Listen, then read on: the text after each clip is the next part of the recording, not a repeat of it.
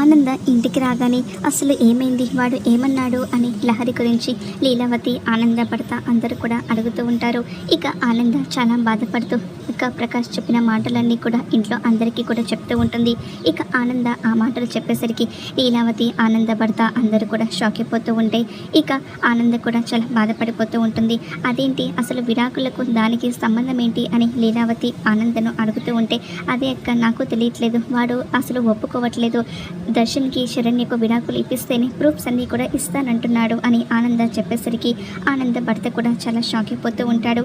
మరి ఇప్పుడు ఏం చేద్దామనుకుంటున్నావు ఆనంద అని అడుగుతూ ఉంటే, లహరిని పోలీసుల ముందుకు తీసుకెళ్లాలనుకుంటున్నాను అని ఆనంద చెప్పగానే లహరి షాక్ అయిపోతూ ఉంటే ఆనంద భర్త లీలావతి ఇంట్లో అందరూ కూడా షాక్ అయిపోతూ ఉంటారు. ఏంటి ఆనంద, ఏం చేస్తున్నావు నువ్వు?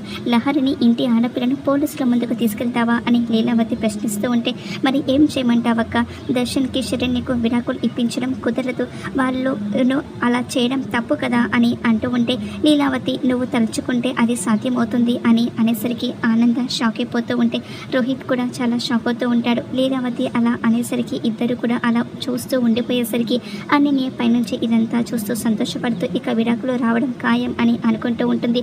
వద్దక్క, అలా చేయడం తప్పు, దర్శన్కి శరణ్యకు విడాకులు ఇప్పించడం తప్పు అని ఆనంద అంటూ ఉంటే ఆనంద భర్త కూడా లేదు ఆనంద, నువ్వే ఒప్పించాలి శరణ్యను విడాకుల కోసం అని చెప్తూ ఉంటాడు. ఇంతలో శరణ్య మిమ్మల్ని కలవాలని వచ్చాను అత్తయ్య గారు అని ఆనంద దగ్గరికి వచ్చి మాట్లాడుతూ ఉంటే ఆనందతో తన భర్త శరణ్యను పక్కకు తీసుకెళ్ళి మాట్లాడు అని సైగ చేస్తూ ఉంటాడు. ఇక తప్పక ఆనంద రామ్మ ఒకసారి పక్కకి వెళ్ళి మాట్లాడుకుందాం అని శరణ్యను తీసుకెళ్తూ ఉంటుంది.